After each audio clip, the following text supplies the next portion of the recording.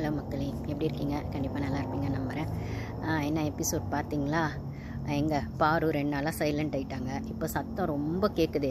Secret டாஸ்க்லேயும் கேட்குது, தலை வாய்ஸ்லேயும் கேட்குது. தலையை ஆள் அட்ரஸே காணும்.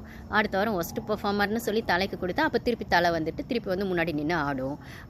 என்னையே இப்படி சொன்னீங்க, என்னையே இப்படி சொன்னீங்கன்னு அவங்க தான் ஓப்பனாக கேட்குறாங்களேங்க. அந்த ஸ்டார்ஸ் பஞ்சாயத்தில் நேற்று பார்த்துருப்பீங்கல்ல, என்ன அந்த ஸ்டார் பஞ்சாயத்தில் அப்புறம் திவாகர் எடுக்கணும்னு சொன்னதில் விக்ரம் மாட்டேன்னு சொல்லும்போது தானே ரிசைன் பண்ணுறாரு. அப்போ கமருதீன் எழுந்து நியாயமாக இருந்தால் சப்போர்ட் பண்ணியிருப்பேன் அப்படின்னு சொல்கிறதுக்கு நீ எனக்கு சப்போர்ட் பண்ணல, இப்படி பச்சையாக அம்மா கேட்பீங்க. சப்போர்ட் பண்ணல இப்போ நீங்கள் சப்போர்ட் பண்ணி கேம் ஆடணும்னு உள்ளே வந்தீங்கன்னா அப்போ உங்கள் ஸ்டாண்டு நீங்கள் எடுக்காமல் உங்களுக்கு யாராவது சப்போர்ட் பண்ணணும், அதுக்கு எதுக்கு நீங்கள் கேம் ஆட வரீங்க? தனியாக வந்து முழுசாக ஒரு வாரம் கூட ஆகலை. சப்போர்ட் பண்ணலன்னா அப்போ சப்போர்ட் பண்ணோன்னா அப்போது கமருதீன் வந்து உனக்கு சப்போர்ட் பண்ணோன்றதுக்காக தான் பாரு பேரை ரிப்பேர் பண்ணிங்களா? அப்போ பிரஜினும் சாண்ட்ராவும் பார்வதியை வந்து தப்பாக சொல்லிட்டு கமருதீன் ஓகேன்னு சொல்லும் போது கமருதீன் வந்து பிரஜனுக்கோ சாண்ட்ராக்கோ சப்போர்ட் பண்ணியிருக்கணும், திவ்யாக்கோ சப்போர்ட் பண்ணியிருக்கணும். அதனால தான் பாரு கமருதீன்னு நீங்கள் ஓட் பண்ணாமல் என் பாரு திவாகர்னு ஓட் பண்ணீங்க. பாரு தப்புனா கமருதீனும் தப்பு தானே. அப்போ நீங்கள் ஆல்ரெடி நான் சொன்ன மாதிரி கமருதீன் பேப்பர்லாம் கிழிக்கவே இல்லை.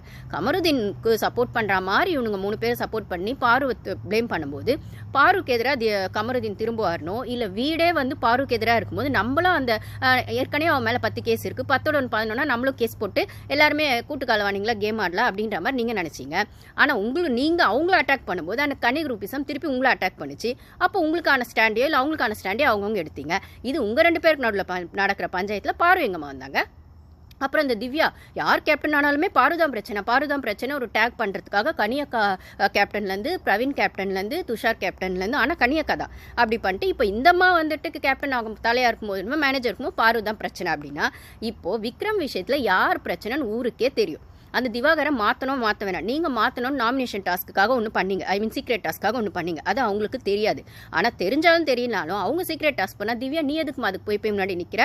அப்போ நீ ஒரு கேம் ஆடுறல, அப்போ அந்த பொண்ணு அண்ணன் மட்டும் தப்புன்னு சொல்கிற இடத்துல விக்ரம் அதை தைரியமாக பண்ணறதுக்கு அவருக்கு முடியல. அவர் ஒரு வீக்கான கண்டஸ்டன்ட் ஆல்ரெடி சொல்லிட்டேன். அப்போ சபரிக்கு அவர் வந்து அதை சஜஸ்ட் பண்ணார். சபரி உங்கள் பக்கம் சாஞ்சிக்கிட்டு கேம் ஆடினார். 1 ஹவரில் திவ்யா கிட்டேயும் சாண்ட்ரா கிட்டேயும் அவர் உள்ள போய் என்னென்ன பேசினார் தெரியுமா? இந்த பக்கம் பாரு கிட்டேயும் வியானா கிட்டேயும் வேற பேசுகிறாரு. அவர் ஒரு கன்னிங் சகுனி கிளவர் கேம் தான் கிளவர்லாம் இல்லை, கன்னிங் கேம் தான் ஆடிட்டு இருக்காரு. அதை பாரு கண்டுபிடிக்கவும் செஞ்சுட்டாங்க.